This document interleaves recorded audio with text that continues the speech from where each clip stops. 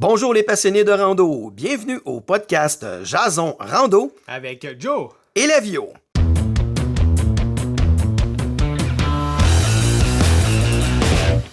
Bonsoir Jonathan, ça va bien? Ben oui, très bien, toi aussi Eric? Ben oui, encore un autre podcast? Ben oui, un autre, écoute, il faut. il faut. Encore ce soir avec une invitée que je suis vraiment très très heureux d'accueillir.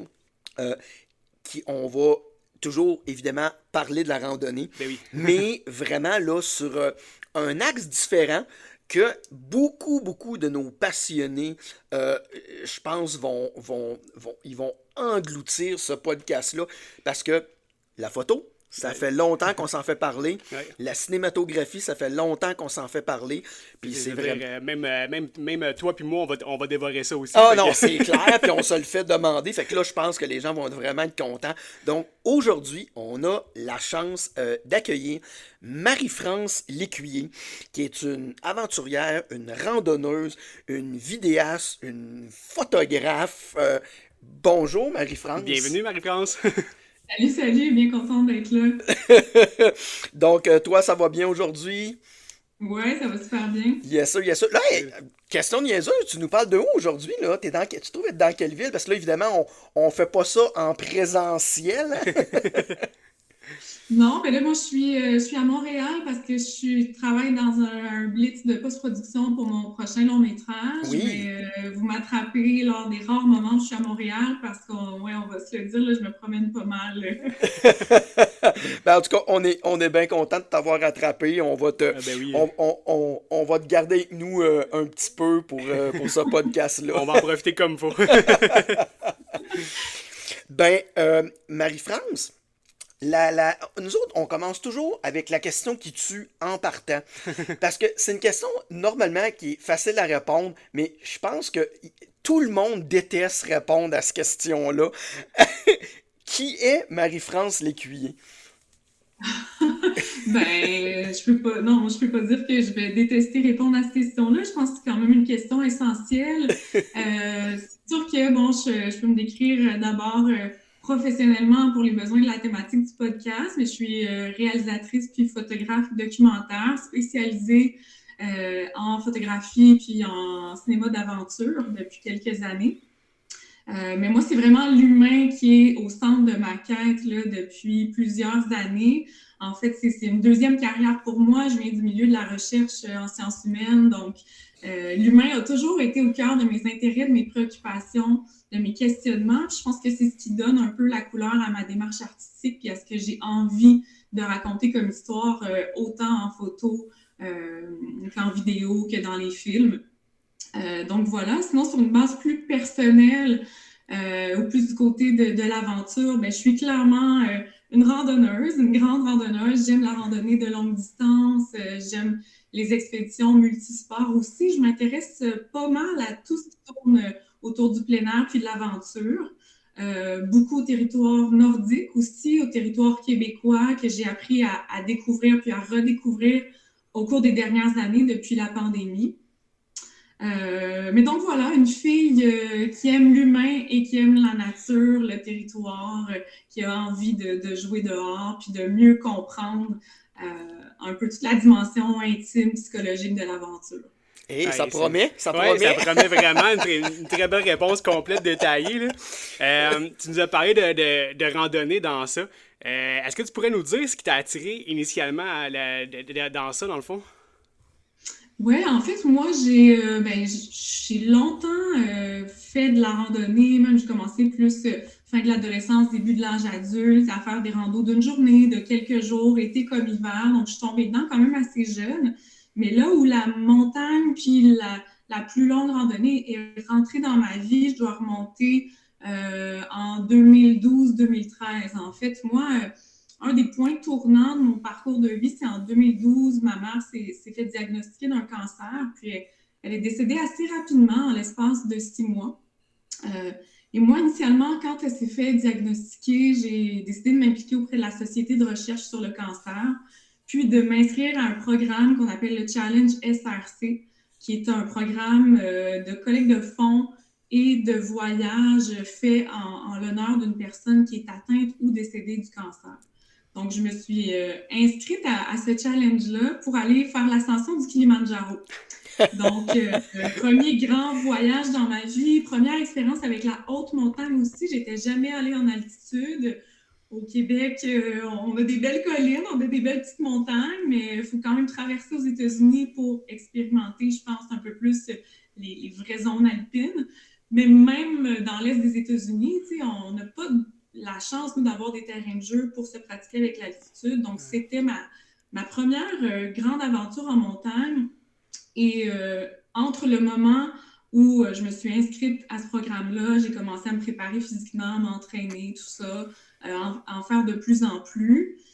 Ben moi, il s'est écoulé 1 an et demi avant le départ. Donc, on avait 1 année et demie de préparation. Et puis, donc 6 mois plus tard, ma mère est décédée. Alors, ce voyage-là a pris un sens vraiment différent parce que je le faisais d'abord en son honneur à elle, mais c'est devenu finalement un voyage plus tourné vers moi et ma démarche pour faire mon deuil.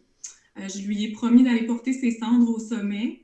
Donc, il y avait vraiment une motivation profonde et la marche, la montagne, l'aventure, la longue randonnée, au fil des kilomètres que j'ai parcourus sur le Kili, est vraiment venu prendre un sens très, très intime. Et moi, j'y ai goûté finalement au pouvoir transformateur de l'aventure, de l'expédition, de la montagne, de comment ça peut venir résonner en soi, de comment ça peut être des expériences déterminantes dans un parcours de vie. Et donc, c'est ça qui m'a aussi plongée dans toute la dimension plus intérieure de notre rapport au territoire, notre rapport à l'aventure, à la marche. Une dimension aussi plus enracinée, plus contemplative de l'aventure, où c'était vraiment pas juste cette idée d'atteindre le sommet puis de relever un défi, mais c'était l'idée d'une rencontre finalement avec moi, avec le monde qui m'entoure. Puis ça a été une expérience absolument transformatrice là, dans ma vie. Et c'est ce qui a engendré aussi cette volonté de changer de carrière. Moi, je visais une carrière académique à la base. Je faisais un doctorat à ce moment-là. Je travaillais comme coordonnatrice de recherche à l'université. Puis, en amont de ce voyage-là, j'ai acheté ma première caméra parce que je me disais, mais c'est certain que je m'en vais vivre un voyage, une aventure absolument marquante dans ma vie. Donc, j'ai envie de le documenter. J'avais déjà une fibre artistique, mais je pense que ça a été le moment où j'ai vraiment plongé dans cette envie d'utiliser la photo pour documenter, pour créer des souvenirs, des archives, encapsuler des moments que je savais importants puis significatifs. J'avais envie de déjà créer des petits ancrages à travers l'image pour me rappeler de cette expérience-là puis pour pouvoir peut-être mieux la partager aussi par la suite. Et donc, c'est ce voyage-là qui m'a plongée dans l'aventure, a fait de moi, je pense, une randonneuse passionnée et qui a eu envie par la suite de retourner sur le sentier. Je dirais même que la longue randonnée est arrivée dans ma vie comme une forme de thérapie. Bon, ça a l'air un peu ésotérique de dire ça comme ça, mais je pense que je suis loin d'être la seule à en parler en ces termes-là. Puis, bon, je pense notamment aux livres et aux films Wild. Voyons, il n'y a personne qui parle de ce livre-là, voyons, puis de ce film-là. Honnêtement, tu sais, c'est presque un copier-coller de ma vie, là. Si on enlève la consommation de cocaïne puis la passe un petit peu plus délinquante là, de la protagoniste principale, vraiment, je me suis reconnue dans ce récit-là de Cheryl Strayed, où la randonnée devient une forme de thérapie parce que c'est un lieu de rencontre extrêmement intime où on contacte notre vulnérabilité. Puis ça vient remettre beaucoup, beaucoup de choses en perspective. Donc, suite à cette expérience-là, dans tous les moments plus difficiles de ma vie, les épreuves, les temps d'adversité, j'ai eu ce réflexe d'avoir toujours mes bottes puis mon sac à dos pas loin, puis de repartir en randonnée pour 1, 2, 3, 4 semaines. Pour résoudre ou du moins me retrouver finalement dans ces moments-là. Ben, c'est vraiment génial que tu partages ces moments-là, je dirais, ce deuil-là que tu as eu à vivre, ben, c'est quand même quelque chose de très, très personnel.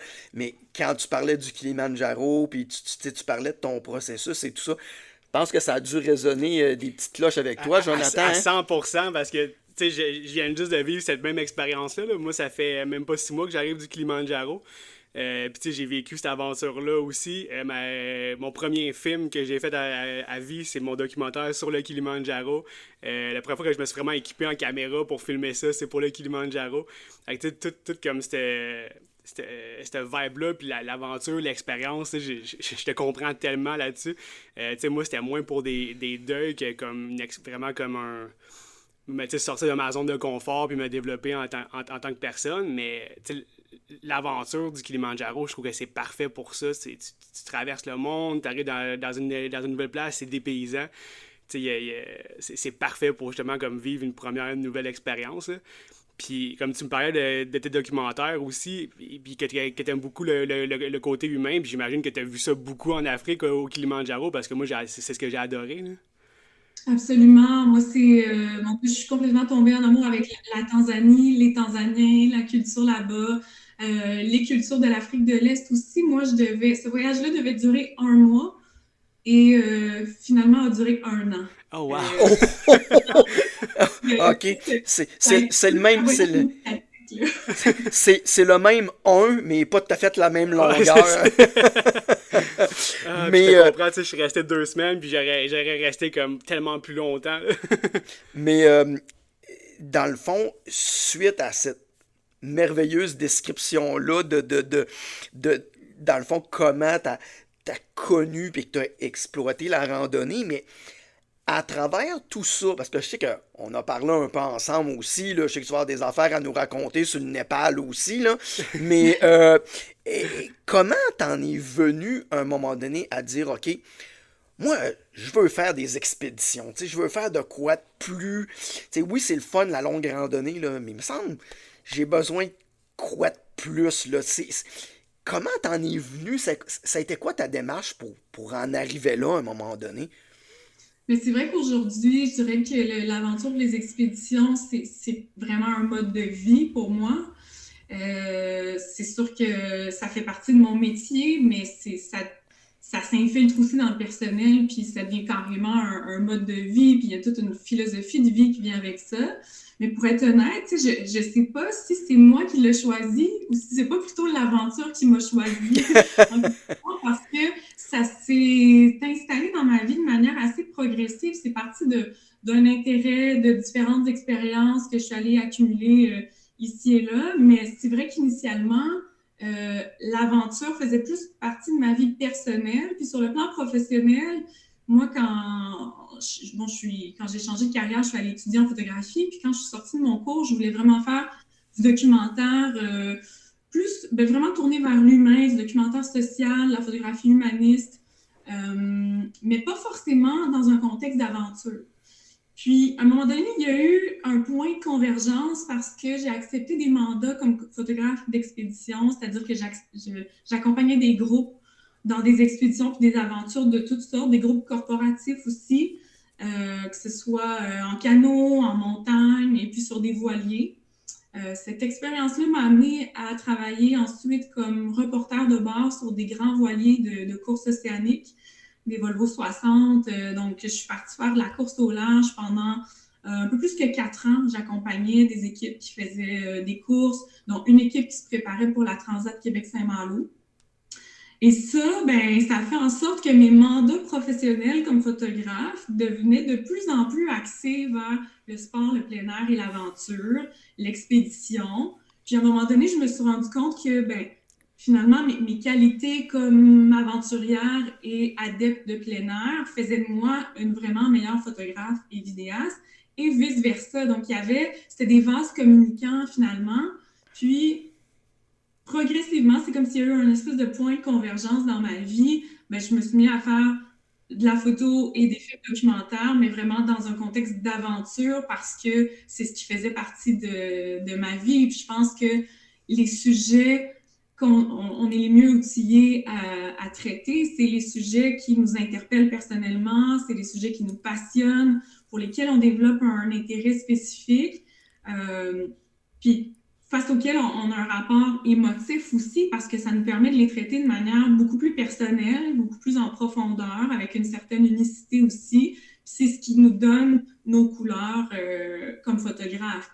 Donc, je pense que je suis quand même à la base une fille aussi qui est très ouverte, qui s'intéresse à tout, qui a envie de découvrir un paquet de nouvelles choses, qui aime aller à la rencontre des gens, qui est toujours à l'écoute d'histoires inusitées ou d'histoires qui méritent d'être racontées. Donc, je suis curieuse à la base et très ouverte et intéressée au monde qui m'entoure et aux gens.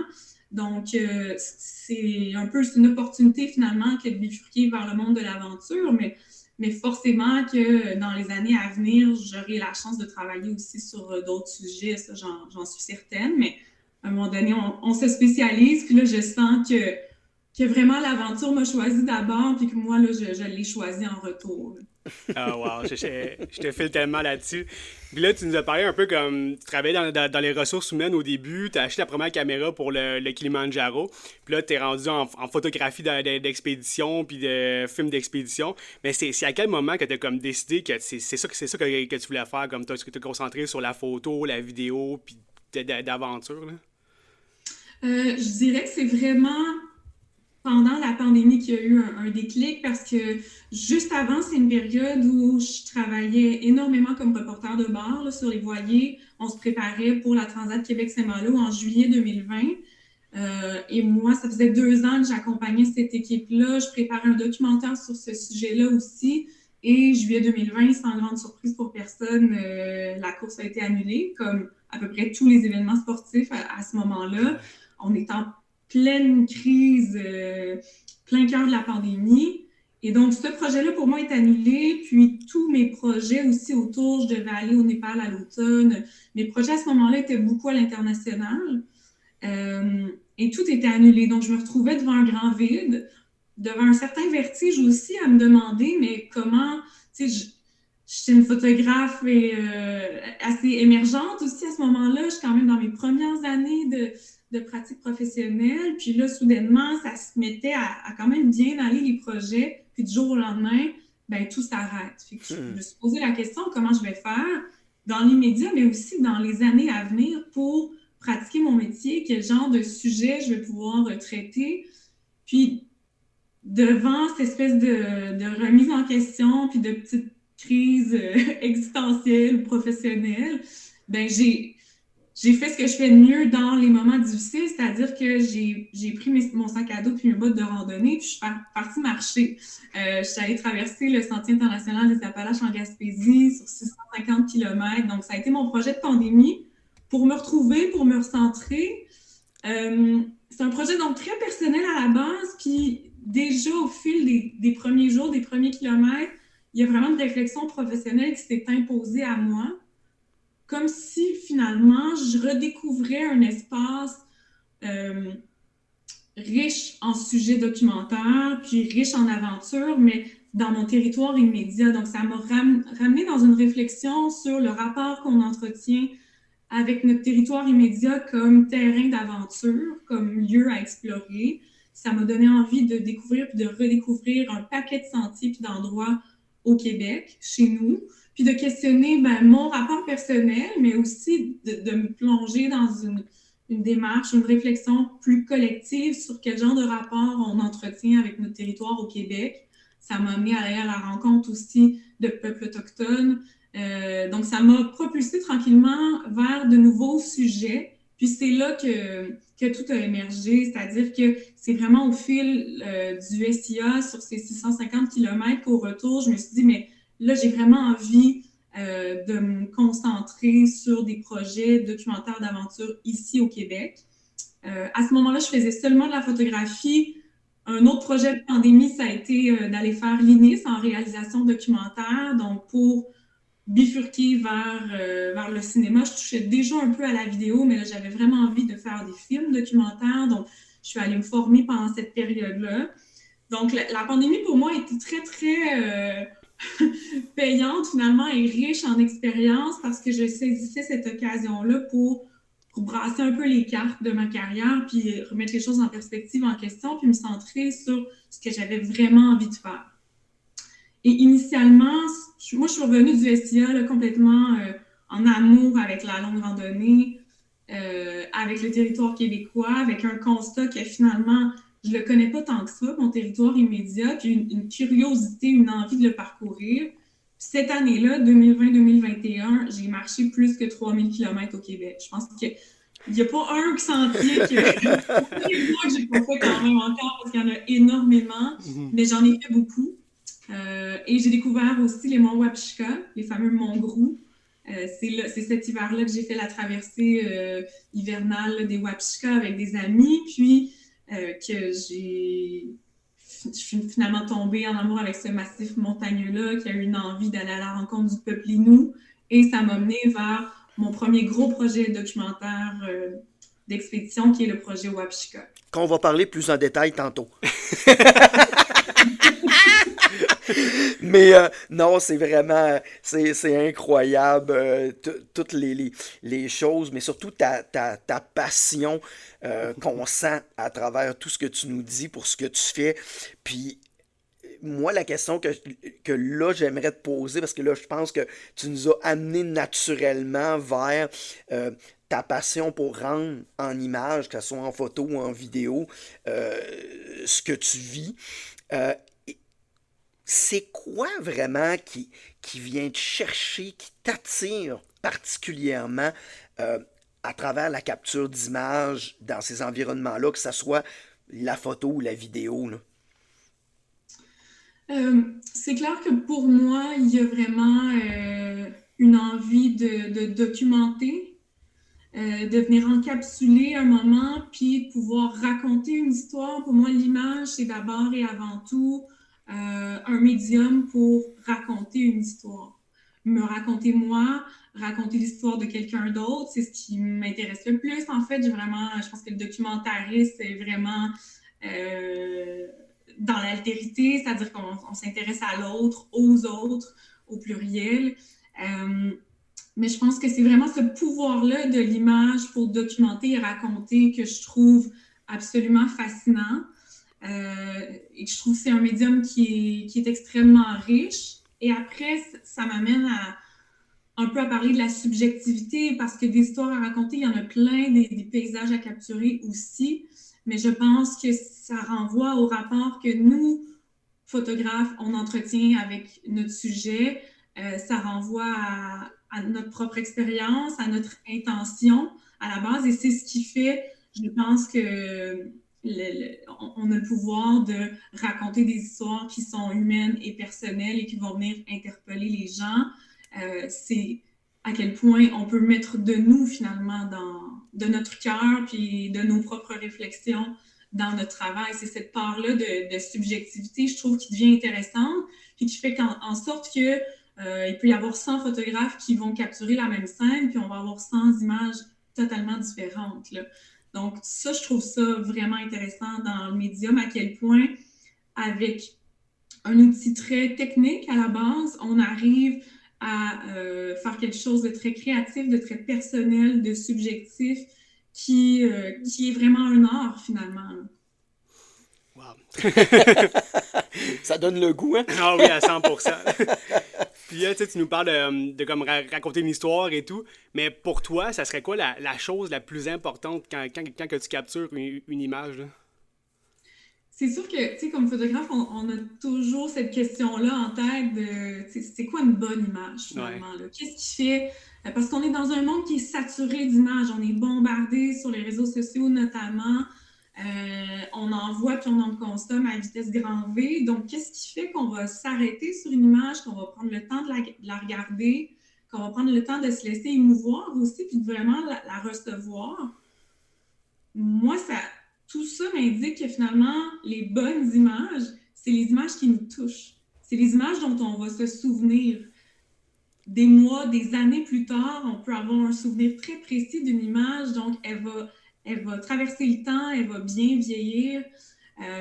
Puis des années plus tard, on peut encore ressentir une émotion en la regardant. Mais donc, une image qui nous touche, qui arrive à générer une émotion, pour moi, c'est une image qui a 2 dimensions narratives. À la base, il y a ce que l'image montre, donc ce qui est illustré par l'image. Ça renvoie aux qualités peut-être un petit peu plus techniques, mais ça renvoie surtout à l'idée, à une dimension conceptuelle. Qu'est-ce qu'on veut montrer? mais il y a aussi ce que l'image évoque. Puis ça, c'est pour moi la deuxième dimension narrative. Puis ça renvoie peut-être plus aux qualités humaines, finalement, du photographe, à son intention, à sa propre expérience, parce que ça renvoie à l'émotion.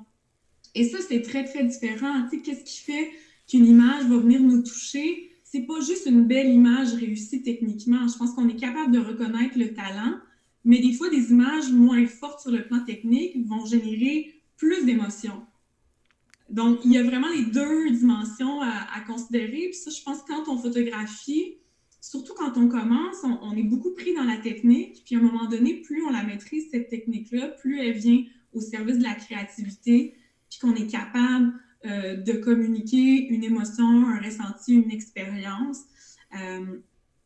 Puis pour moi, en contexte d'aventure, c'est super important parce qu'on veut amener les gens à travers l'image à vivre l'aventure comme s'ils y étaient.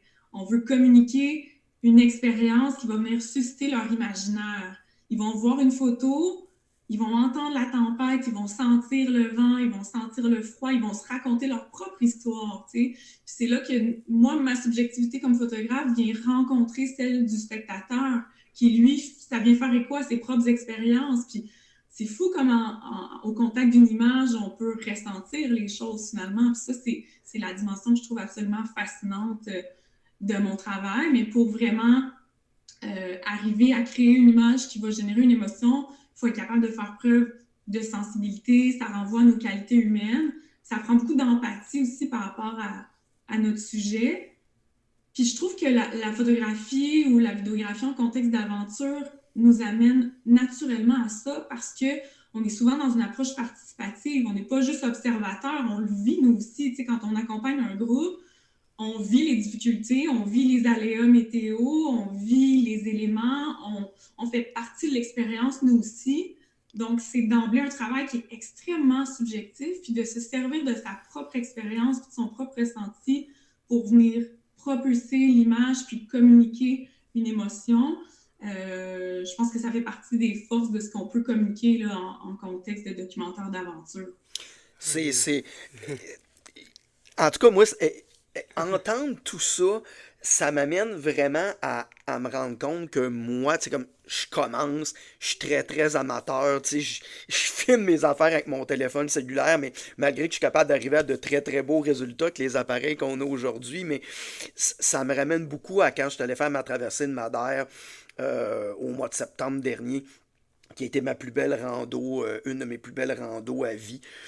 Puis, tu sais, quand tu dis on veut tenter de transmettre une émotion, puis tout ça, mais souvent aussi ce que je me dis, c'est d'essayer de faire passer à travers, comme ton vidéo ou ta photo, l'émotion que toi, t'as ressenti au moment où t'étais là. Ben, je me souviens d'un moment bien précis à Madère où, un moment donné, ben, tu marches sur un sentier, puis là, à un moment donné, t'arrives, puis là, ça ouvre sur quelque chose. Puis au moment où ça s'ouvre sur ce que tu vois, là, tu ressens quelque chose, une émotion. À ce moment-là, tu fais Oh my God. Puis là, moi, je le ressens, mais dans ma tête, je sais pas si je commence à développer des instincts de vidéaste, mais au moment où ça m'arrive, je me dis OK, là, qu'est-ce que je viens de ressentir, puis comment je peux faire pour le faire sentir la même affaire. Donc là, je vais mettre ma caméra où, puis quel shot je vais prendre pour que eux, quand ils le voient, ça fasse la même affaire que quand moi je l'ai vu. Puis ça m'amène un peu justement à te poser cette question-là. Comment toi tu fais justement pour rendre ça, ce que moi, mettons, comme je viens de te dire, que tu as vécu une émotion d'une façon bien précise, que tu as vu les choses d'une façon bien précise, t'as-tu comme des trucs ou une façon de dire, OK, que là, tu vas savoir automatiquement, ben, faut que je mette ma caméra à tel endroit, que je le filme de telle façon, ou c'est vraiment quelque chose qui vient à l'instinct? Bien, c'est sûr que, il y a différents. Tu sais, là, on essaie de construire un petit peu le parallèle entre l'intention, la démarche, puis les habiletés techniques là, pour pouvoir vraiment être capable de le réaliser. Mais je pense que ça envoie justement à cette idée que ce qui est intéressant, c'est pas juste être capable de communiquer la beauté ou l'esthétique d'un lieu, mais plutôt l'expérience liée à ce lieu-là, Ouais. pour que le spectateur puisse bien s'identifier au sujet. Je pense qu'à la base, une des manières qui peut être très aidante pour que le spectateur puisse s'identifier au sujet, c'est d'arriver à mettre un humain ou un personnage dans la scène. Puis sans doute que là, pour l'avoir expérimenté toi-même, tu sais, quand tu fais juste filmer ou photographier un paysage sans qu'il y ait de présence humaine, c'est comme s'il manque une certaine dimension, une perspective pour arriver à vraiment bien mettre les choses en contexte. Souvent, on va se dire, mais mon Dieu, les montagnes n'ont pas l'air aussi grandes, ça n'a pas l'air aussi vaste. Et là, la dimension d'ajouter un sujet humain met l'ensemble de l'environnement en perspective, mais aussi c'est que comme sujet, dès qu'il y a un humain dans une image, on va tout de suite s'identifier davantage au contexte. On va être capable, on crée un lien. Je pense qu'on cherche ça comme humain, à créer ce genre de connexion-là avec le sujet. Donc, il y a quelque chose qui est facilité. Mais ensuite, c'est sûr qu'il peut y avoir, dépendamment de ce qu'on veut communiquer, est-ce qu'on veut que ça soit quelque chose de très intime? Donc là, on va aller chercher juste plein de petits détails macro avant d'ouvrir sur la scène au grand angle beaucoup plus large où on a une vue d'ensemble? Ou est-ce qu'on veut tout de suite créer une idée de grandeur? Est-ce qu'on va carrément dans une shot plus aérienne puis ensuite on revient à l'intime? Mais je pense qu'il faut jouer justement avec les perspectives et les types de cadrage parce que je pense que ce qui est intéressant de l'expérience de l'aventure, c'est cette oscillation constante entre l'intérieur, l'intime et l'ouvert, le grand, le spectaculaire, le vaste, le plus grand que nous aussi. Puis ça, on le sait très bien, tu sais, des images de drone, c'est magnifique, c'est impressionnant, c'est grandiose, ça peut être extrêmement spectaculaire. Je pense que ça nous donne une perspective qui est différente. Mais c'est un peu plus impersonnel. Mais un film où c'est juste des images de drone, c'est plate. À un moment donné, on décroche. On est comme engourdi, là, puis on flotte avec les images, mais il n'y a rien qui nous ramène. On veut quelque chose peut-être filmé plus à la première personne, ou des shots de détails, où on va dans le macro, où on tombe dans un rapport aussi peut-être plus poétique avec l'environnement. On peut utiliser plein d'éléments qui vont être métaphoriques. Ça peut passer par des choix de texture, de couleurs, par les éléments qu'on va choisir de cadrer. T'sais. Après, c'est là qu'on tombe dans la grande boîte de la créativité, puis il y a autant de façons de faire, il n'y a pas de recette. Mais je pense que de garder ce rapport-là intérieur-extérieur, cette oscillation-là, finalement, entre l'intime de l'expérience vécue et le contact avec le monde qui ouvre sur un environnement extérieur, ça, c'est extrêmement important. My God, je prends tellement de notes présentement dans ma tête, là. Oui, ça, moi aussi, tu sais, puis comme tu sais, j'ai une caméra 360, puis c'est une chose que j'aimais beaucoup de ça, comme c'est comme un outil facile pour garder le côté humain avec toi, que tu vois toujours comme la personne, tu vois toujours autour, tu sais, c'est vraiment le fun, puis mais beaucoup aussi un journal, en fait, tu sais, je vais écrire beaucoup sur ma propre expérience, parce que souvent, c'est en post-production aussi que ce volet-là créatif va venir se déployer. Puis que là, il y a une construction, que ça soit le rythme du montage, la conception sonore, le type de musique utilisée, les choix de plans, pour traduire finalement l'expérience qui est vécue à ce moment-là. Ça peut vraiment être intéressant. Moi, je trouve que l'écriture, c'est un bon moyen aussi, parce que sur le terrain, tout va vite, puis souvent, on n'a pas assez de recul. Donc, de venir se prendre des petites notes finalement, puis faire un petit exercice de réflexion sur notre propre expérience. Je pense que ça aide après à clarifier nos intentions, puis ce qu'on a envie de montrer, de raconter là, dans nos films ou dans nos séries photos. Non, c'est vrai, c'est un très bon conseil, parce que, comme tu dis, souvent l'aventure passe tellement vite que, tu sais, comme l'émotion, t'as process après, tu sais. Ouais. Puis là, tu as commencé par la photo que tu disais un peu plus. Mais selon toi, est-ce que les mêmes principes s'appliquent que ce soit à la photo ou à la vidéo? Oui, après, c'est sûr qu'il y a des réalités techniques qui sont différentes, mais pour moi, en termes d'approche et d'intention, c'est la même chose. Je pense qu'en photo, il y a quelque chose d'un peu plus simplifié, d'un peu plus sobre dans le médium utilisé, ce qui peut être super intéressant pour la créativité. En vidéo, ben, c'est sûr qu'il y a plusieurs aspects techniques à maîtriser, notamment le son.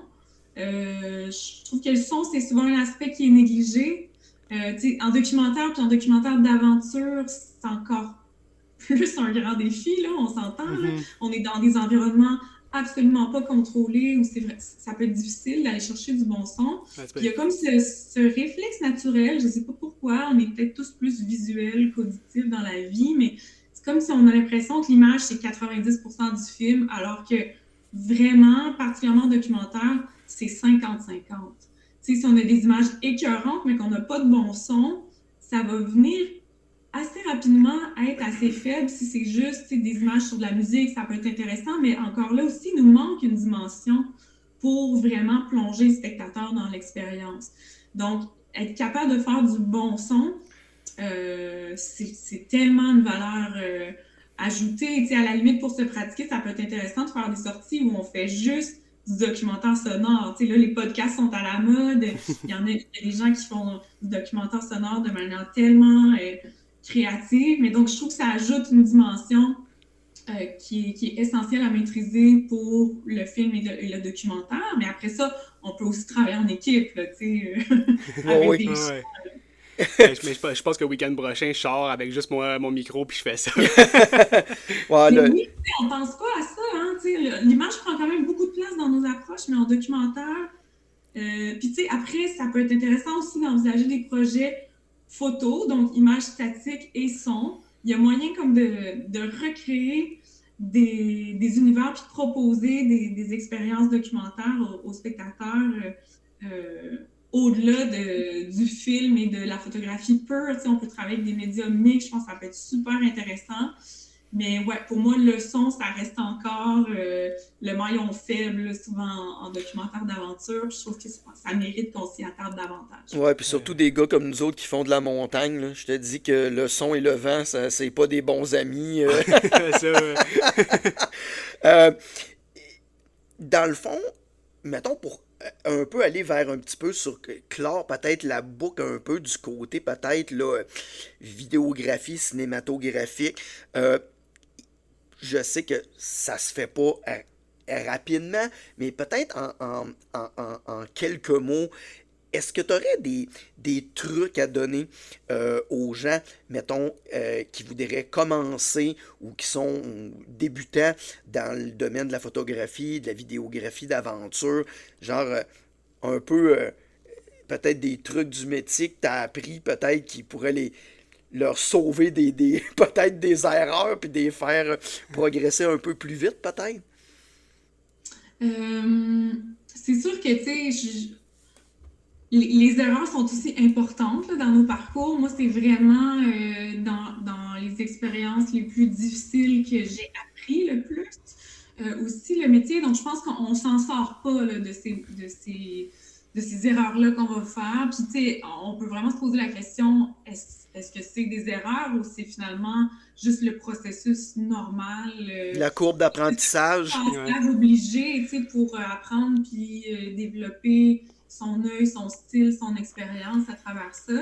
Mais pour moi, ça revient quand même à la relation qu'on entretient avec notre sujet. Donc, c'est sûr que de commencer par des sujets qu'on connaît bien, puis là, si on se met en contexte de photographie ou de vidéographie d'aventure, bien, c'est sûr que moi, tu sais, si j'ai jamais fait de canot de ma vie, je ne vais pas me lancer dans un projet documentaire sur le canot. Ça semble évident, mais je pense qu'il faut arriver à bien maîtriser puis devenir un peu des experts de l'activité qu'on souhaite documenter en contexte d'aventure parce que il faut que tout soit un peu une seconde nature. Tu sais, si on a encore de la difficulté à gérer ses couches pour pas trop transpirer en grimpant de montagne, ben peut-être qu'il est un peu tôt, tu sais, puis ou du moins qu'il faut pas se mettre trop de pression. Ensuite, tu sais, pour moi, l'importance d'un sujet qui nous passionne et face auquel on a un intérêt qui est spécifique, c'est que ça va faire en sorte que on peut l'aborder de manière vraiment plus personnelle. On a peut-être plus de contacts aussi autour de nous pour trouver des personnages intéressants, tu sais. Moi, je pense que c'est vraiment plus difficile, puis ça, c'est une opinion, c'est très personnel, mais je pense que c'est plus difficile de partir seul, essayer de documenter, que de dire ah ouais, tu sais, le père de mon ami, il a 78 ans, il fait encore de la rando, c'est un monsieur super inspirant. Je vais partir avec lui, puis je vais documenter là, tu sais, une rando d'une journée avec cet homme-là, voir. Là, il y a quelque chose qui nous sort de nous, puis qui nous amène à... Tu sais, les bonnes histoires, elles sont partout, là. Donc, je pense qu'il faut être très sensible à ça, puis regarder juste dans notre environnement immédiat, notre entourage, les lieux, même dans notre cour arrière, les parcs où on aime aller, les lieux qu'on fréquente le plus fréquemment, parce que tout ce qui est près de nous va être beaucoup plus facile que par exemple, on part en voyage dans un autre pays complètement, il y a plein de variables qu'on ne contrôle pas, il y a une culture qu'on ne connaît pas. Ça va être quand même plus difficile de créer quelque chose d'authentique et d'intime.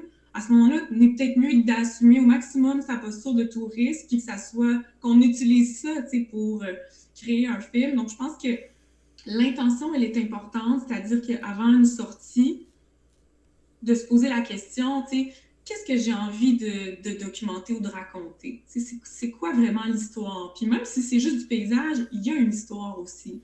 Je pense que si on parle pas d'histoire ou pas d'intention claire, c'est là qu'on risque de juste photographier tout et rien, puis ça parle dans toutes les directions, puis on est un peu all over the place à essayer de tout capter, mais on sait pas vraiment ce qu'on a envie de dire. Des fois, tu sais, less is more, comme on dit, donc Ouais.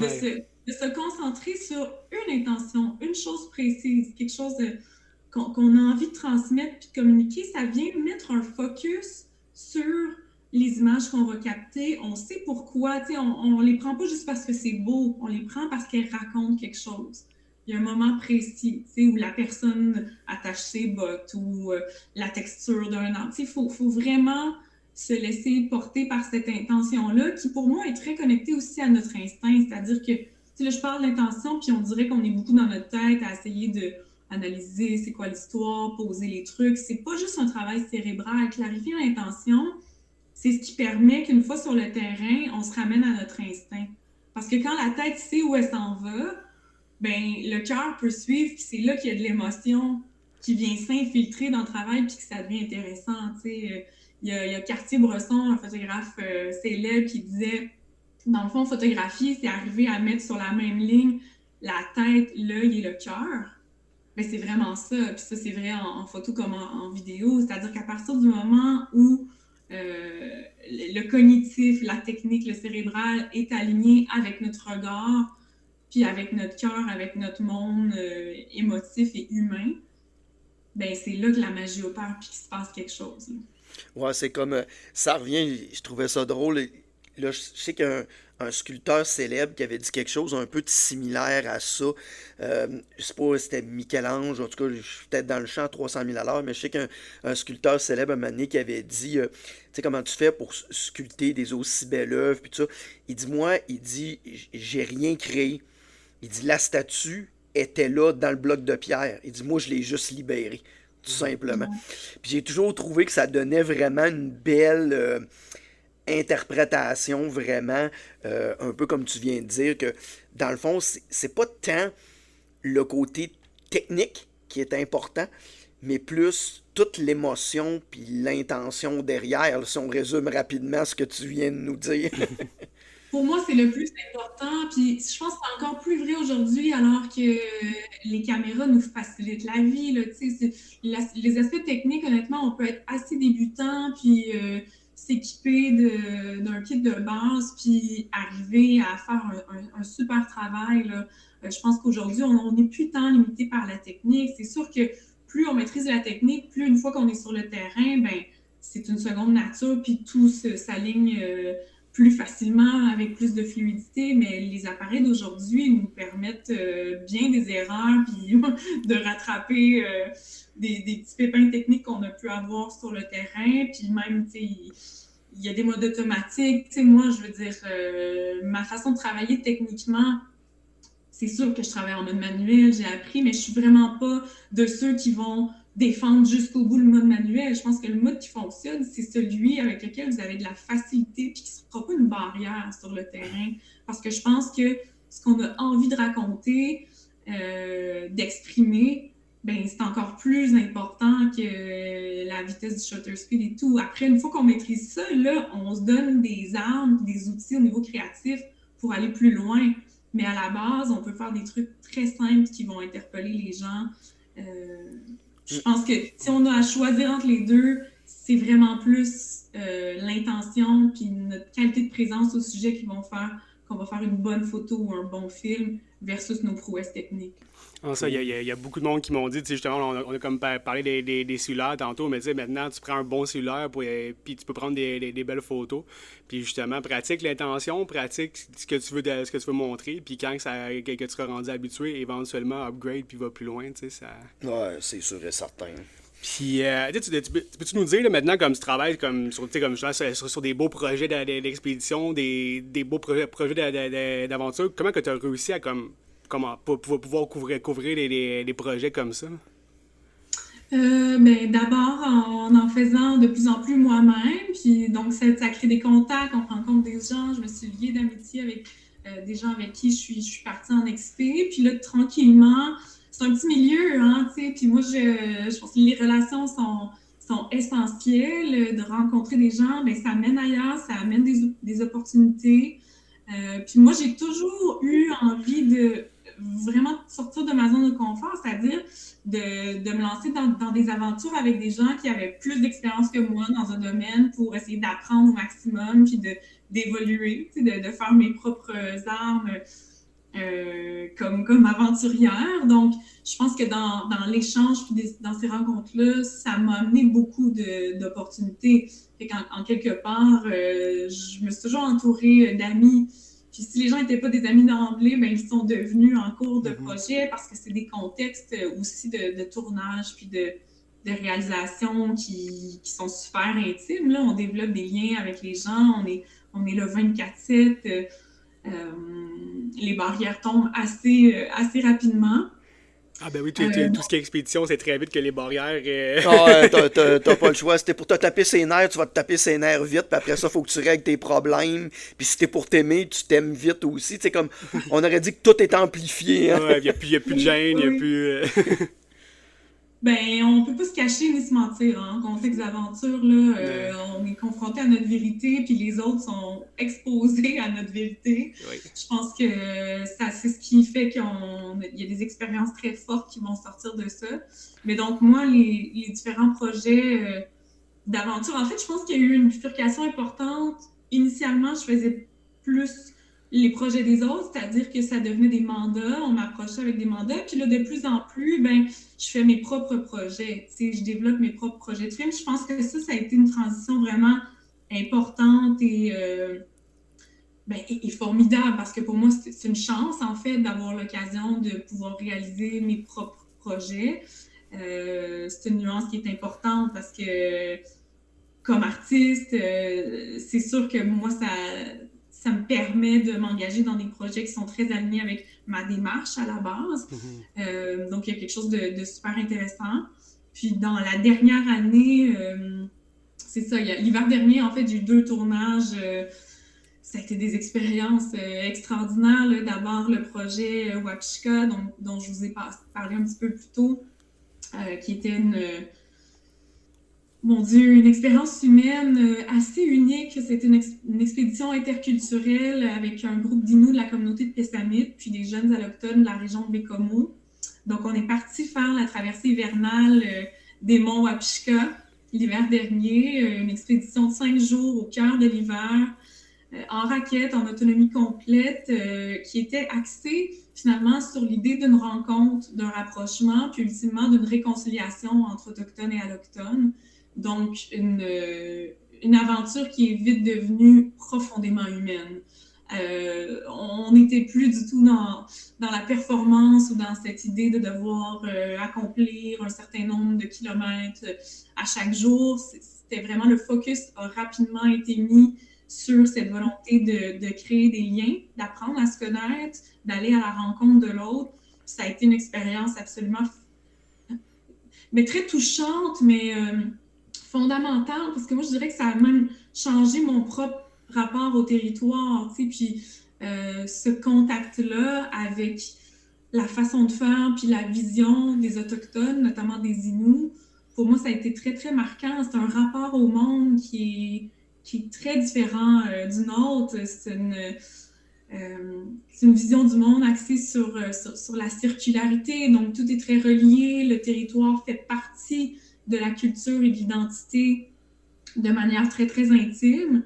Donc moi, ça m'a ouvert à toute une dimension très personnelle, spirituelle, émotive du territoire au contact de ces Inuits-là avec qui j'ai eu la chance de partager la traversée.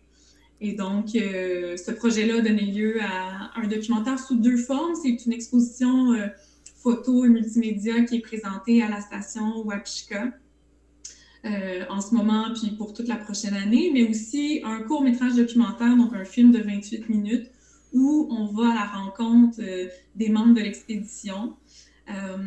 Les images de l'expédition sont utilisées en canevas de fond. Le territoire en soi est un personnage du film. Et moi, dans ce film-là, j'ai vraiment voulu sortir des codes plus traditionnels du film de l'aventure, c'est-à-dire qu'on n'est pas dans le récit de l'expédition en soi, jour par jour. On est vraiment plongé dans l'expérience humaine et dans les témoignages de ces jeunes-là qui ont pris part à l'expédition. Puis on utilise l'expédition finalement presque comme prétexte pour parler de thèmes beaucoup plus grands, c'est-à-dire notre rapport au territoire comme Québécois, les relations entre Autochtones et Allochtones, toute la question de la réappropriation territoriale, identitaire et culturelle pour les Inuits. La question de la réconciliation aussi. Donc, j'aime beaucoup faire ce pont entre le film d'aventure et une dimension un petit peu plus essayistique du documentaire, c'est-à-dire amener une réflexion, tenir un propos, poser des questions. Puis peut-être que dans ce cas-là, le film pose plus de questions qu'il amène de réponses, mais je pense quand même qu'à travers l'expédition, il y a une piste franchement intéressante dans l'utilisation de l'aventure, de la randonnée, du plein air comme espace de rapprochement puis de réconciliation. Clairement, le territoire s'impose comme un lieu vraiment favorable pour cette rencontre-là.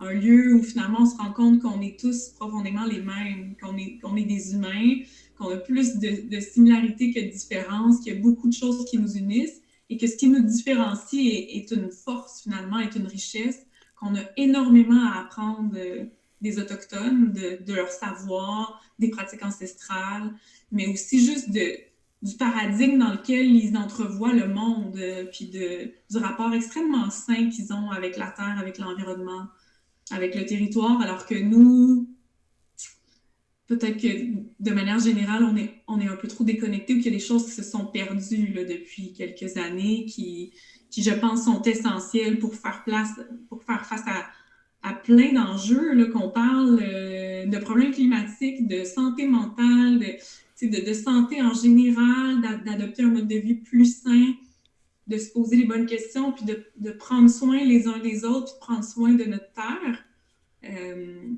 Moi, en tout cas, au contact des Inuits, j'ai trouvé des clés extrêmement pertinentes et intéressantes. Et je pense que ces savoirs-là se doivent d'être partagés, que je pense que l'avenir de qui nous sommes comme société au Québec dépend de ces relations-là. Donc, on a tout avantage à aller à la rencontre des Autochtones, puis de marcher vers cette réconciliation-là. C'est un processus extrêmement complexe, on en est conscient. Puis avec le projet Wapishka, ben, nous, c'était notre petite façon très humble de poser une pierre sur ce chemin-là en disant, ben, voici, nous, une des manières qu'on a trouvées pour aller à la rencontre de l'autre. Puis on espère surtout que ça inspirera d'autres à avoir des initiatives du genre, parce qu'il y a plein de façons. C'est pas seulement partir à l'aventure, mais je pense que d'être dehors, puis en contexte d'expédition, ben ça nous rapproche. Puis Ouais, moi, c'est venu me chercher, moi, parce que, bon,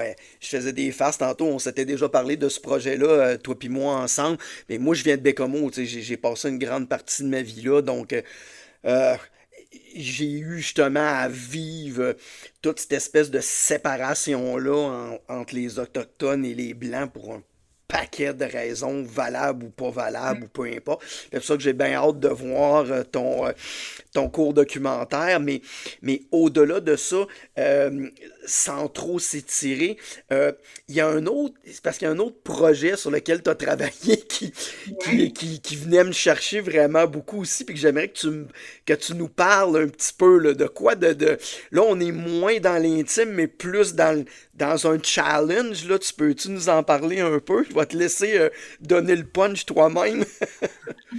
Ouais, donc on est dans une grande expédition, une expédition d'envergure qui a eu lieu l'hiver dernier aussi, qui est l'expédition transboréale, donc la première traversée intégrale du Québec du point le plus au sud au point le plus au nord, à vélo et en ski, ski de banquise là, avec Poulka, qui a été réalisée par Samuel Marcon et Simon-Pierre Gonneau, donc deux aventuriers québécois. C'est une expédition de 2960 km réalisée sur 91 jours. Donc, on est dans une grande aventure d'envergure au cœur de l'hiver à parcourir le territoire du Québec. Puis majoritairement, ça se passe sur le territoire du Nunavik. Et donc, l'hiver dernier, avec une petite équipe de tournage, j'ai suivi cette expédition-là. On est allé les retrouver pour faire des segments de tournage, donc à 4 reprises, à 4 moments clés. Et on retourne en tournage cet hiver au Nunavik, mais cette fois-ci pour aller à la rencontre des gens dans les communautés, pour être capable vraiment d'amener un volet plus culturel, remettre les choses en contexte aussi, amener une perspective historique, politique sur l'occupation du territoire. Puis ce film-là, en fait, c'est un parfait exemple d'un film qui est à mi-chemin entre le film d'aventure et l'essai documentaire. C'est-à-dire que on va suivre toute l'expédition transboréale en trame de fond. C'est une expédition majeure. C'est vraiment, les images en témoignent d'elles-mêmes, là. C'est des conditions qui sont extrêmement difficiles, un territoire assez hostile, on peut se l'imaginer, mais aussi à travers l'expédition, c'est un lieu où il y a un espace de questionnement, finalement, questionnement sur notre rapport au territoire, les relations entre le Sud et le Nord. Je pense que ça révèle à quel point, finalement, le Nord, on le connaît mal, on le connaît peu. On en entend parler, on s'y intéresse là, à des fins politiques, plus d'exploitation des ressources, mais on connaît très peu les peuples cris et inuits que Samuel et Simon-Pierre ont rencontrés en cours de route. Ils ont parcouru, ils ont longé, pardon, la baie du Son à travers un paquet de communautés, cris et inuits. Donc, cette idée d'aller à la rencontre de ces gens-là, puis de soulever tout un questionnement sur notre identité territoriale, individuelle et collective comme Québécois, finalement. Comment ça se fait que le Nord est si peu investi, il est présent dans notre imaginaire collectif, la nordicité fait partie de notre identité, mais la réalité, c'est que quand on regarde la carte, c'est le sud du Québec qu'on occupe et le Nord, il est comme un peu coupé finalement du reste de notre monde à nous, gens qui habitons dans le sud. Donc, c'est cette envie d'essayer de créer des liens peut-être un peu plus tangibles aussi. Je me dis que si c'est possible que ces deux gars-là se rendent là à pied en 91 jours, ben c'est peut-être pas si loin que ça, finalement. Wow. Il y a peut-être moyen de se tourner vers ce nord-là pour essayer de mieux le comprendre, mieux le connaître et surtout mieux l'aimer. Euh, Puis essayer de... Ouais, que l'aventure soit encore une fois un lieu de questionnement par rapport à notre rapport au territoire. Au-delà, il y a souvent l'amalgame des enjeux climatiques. Là, on en parle quand même beaucoup dans les films d'aventure. C'est souvent une storyline, désolé l'anglicisme, mais qui est utilisée. Là, je pense qu'au Québec, ça fait quand même un long moment que notre identité est un peu floue, notre rapport justement au nord et au territoire, c'est des sujets dont on entend peu parler, puis d'utiliser la trame de l'aventure pour aborder ces questions-là, je pense qu'il y a une proposition cinématographique qui va être très intéressante et qui va aller rejoindre un vaste public. Là. Ah, ça me touche Cool. tellement. Mais une petite question pour renchérir là-dessus, parce que là, c'est comme ces deux projets-là, tu sais, c'est des projets comme sportifs assez intenses, et c'est l'hiver, c'est le froid. Il y a quand même une difficulté de plus à filmer quelque chose comme ça. Absolument. Ouais, c'est sûr que là, c'est des contextes de tournage qui sont extrêmement exigeants et difficiles. Moi, pour ces tournages-là, j'ai travaillé en équipe, donc avec un directeur photo, un preneur de son, pour vraiment ben, avoir des qualités, une qualité cinématographique, là, autant au niveau de l'image que de la prise de son. Mais c'est clair qu'il y a des grands défis, c'est très exigeant physiquement. Au Nunavik, moi, j'ai pensé perdre quelques doigts là, pendant ce tournage-là. Là. C'est C'est ça, fou, hein? comme on avait des gants chauffants, des bas chauffants, mais les batteries, ça a une durée de vie extrêmement limitée. Tu as beau traîner 3-4 sets de batterie, on s'en sort pas. Non, c'est Il ça. fait froid, c'est difficile. On est revenu la peau du visage toute brûlée, assez amochée. Puis c'est sûr que ça joue aussi sur le sommeil, les capacités à récupérer, parce que là, en peu de temps, tout le monde est all-in, là. Tout le monde est très, très investi, puis il faut aller chercher un maximum d'images dans des conditions euh, météo qui sont difficiles, mais dans une logistique aussi. Pour moi, ce tournage-là, dans l'expédition transboréale, c'était vraiment l'aventure dans l'aventure. C'est-à-dire que c'est une chose de partir en expédition. Tu sais, les gars, il y a une logistique, ils suivent ça, ils partent, puis à partir du moment où ils sont partis, voilà, tu sais, on se fie au plan, puis on s'adapte en cours de route. Mais pour le tournage, ça a été des montagnes russes d'émotions du début à la fin, juste de prendre l'avion, les vols qui partent pas, qui arrivent pas, trouver des moyens de se déplacer sur le territoire. Parfois, ça a été en motoneige. D'autres moments, on les a suivis à pied aussi. Donc, ça devient des longues journées parce qu'il faut savoir que nous, le tournage gravite autour de toute la logistique de l'expédition, mais en aucun cas, on veut leur faire 1 kilomètre de plus ou on va dire on refait la shot.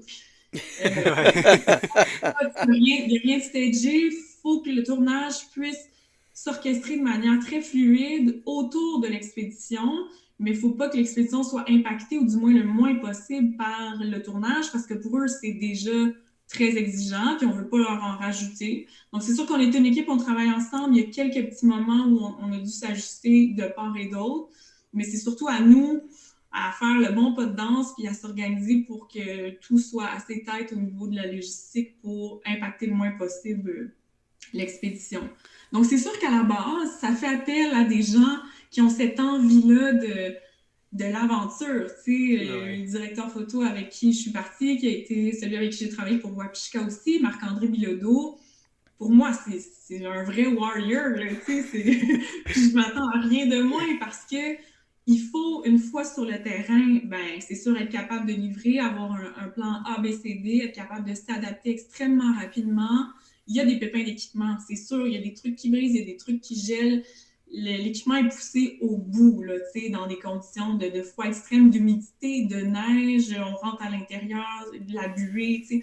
Il y a tous ces aspects-là à gérer. Donc, ça prend des compétences techniques hors pair, évidemment, mais c'est aussi toute une question d'attitude parce qu'il faut être capable de vivre entassés les uns sur les autres, avoir à peu près pas de confort, manger quand c'est possible, dormir quand c'est possible, s'adapter à des conditions qui finalement sont très difficiles. On n'est pas en train d'enregistrer au studio Melz à Montréal. Là. On Non, est comme en plein cœur de la toundra, dans une tempête. Ça se peut qu'il fasse moins 38, c'est fait puis frette. on a besoin de nos doigts, ça s'opère pas avec des grosses mitaines de 3 pouces d'épais, là. On Ah, a besoin de exactement. mouvement puis de dextérité. Donc, des belles conditions de travail super faciles, là. Mais en même temps, on est là pour ça.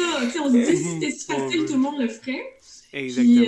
nous, on carbure à ça. Il n'y a rien de plus trippant que l'adrénaline qui monte quand il faut faire face à une situation, à de l'imprévu, à quelque chose qui ne se passe pas comme on avait imaginé. Puis là, on tombe le système D s'active. Là, on sort la créativité puis la débrouillardise, on s'ajuste.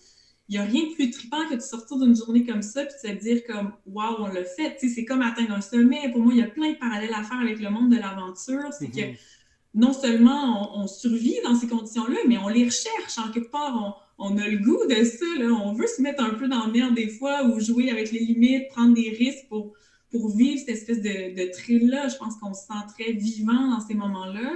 Puis moi, je me dis, là, à 38 ans, si je le fais pas maintenant, tu sais, c'est maintenant là, que ça se passe, parce que peut-être qu'un jour, je vais avoir envie de projets plus mollo, je sais pas. Une vie. En c'est parlant ça. de projet, justement, Ouais, ben ça, ben, tu sais, on a parlé de comme tes projets passés, mais tu peux nous parler de comme tes projets qui s'en viennent aussi? Ouais, mais là, je repars en tournage, comme je vous disais, pour l'expédition transboréale. Donc, on a un deuxième bloc de tournage à la fin mars, début avril. Donc, on repart un 20 jours de tournage au Nunavik. Ça va être fantastique. Mais sinon, moi, sur le plan plus personnel, je vais faire une expédition à ski. Le tour du lac Mistassini, l'expédition de 2 semaines à ski à la fin du mois de février. Donc ça, on va être en mode contenu. Moi, mon défi, c'est toujours de tracer une ligne entre les projets personnels et les projets professionnels pour avoir le droit de partir. Je peux pas dire sans caméra parce que j'y arrive pas puis j'y arriverai jamais. Je pense que je regretterais trop de pas amener du tout de caméra. Mais de partir sans pression, de créer un film ou c'est juste en me disant, je documente pour le plaisir. Évidemment que je vais faire des images puis qu'il va y avoir du contenu, mais c'est plus dans une perspective personnelle pour le fun. Donc, il y a ça qui s'en vient à la fin février pour moi. Sinon, l'été prochain, l'expédition Canal, qui est une expédition à vélo de montagne, fatbike et packraft et canot.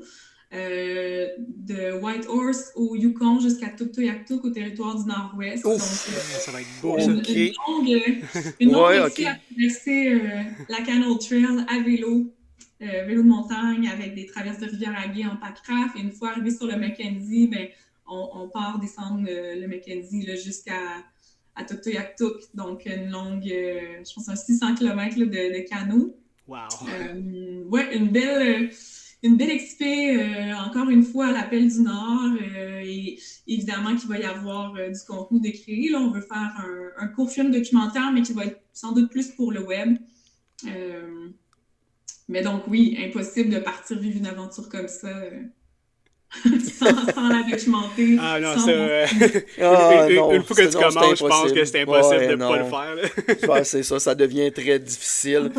Hey, une petite question pour toi, parce que là, on arrive à notre conclusion, mais avant, je voulais savoir, là, au moment où on enregistre le podcast, je sais que ton documentaire Wapishka, il est déjà commencé à être diffusé dans des salles et tout ça. Ça va bien, puis est-ce qu'il reste encore des représentations et tout ça qui s'en vient? Puis, partie 2 de la question, Transboréal, est-ce que ça va sortir bientôt? C'est déjà sorti? Non, Transboréal, c'est pas déjà sorti. On finit les images, là, oui, c'est ça, oui. Donc, le film devrait être terminé quelque part cet été. On vise une sortie sans doute à l'automne, avant Noël. Il faut savoir que le film va avoir sa vie en festival et en salle de cinéma avant d'être... ensuite, là, mais donc ça devrait quand même sortir d'ici la fin de l'année, là, à l'automne ou avant les fêtes. Okay. Je peux pas m'avancer sur une date encore, il est un peu trop tôt, mais il faut surveiller ça sur la page Facebook en fait de l'expédition Transboréale. C'est le meilleur endroit, la meilleure plateforme pour nous suivre et avoir toutes les nouvelles. Il y a des conférences aussi à quelques occasions là, qui sont données. Puis, même chose, c'est la même page que pour l'expédition Canal aussi. Okay. Donc, l'expédition qu'on va vivre là, à vélo et canot l'été prochain, les infos vont être relayées sur cette page-là. Sinon, Wapishka est sorti l'automne dernier, a déjà eu plusieurs diffusions en salle dans plusieurs endroits au Québec. Là, présentement, il est au Festival du film de Sept-Îles, Ciné-7. Jusqu'à dimanche prochain, là, il y a 2 représentations par jour, pas mal là, à tous les jours. Il va y avoir une projection aussi à Fermont. Et je vais avoir le bonheur de le présenter au Festival XP aussi en Mauricie. Oui! Je sais pas pourquoi tu parles de ça, hein?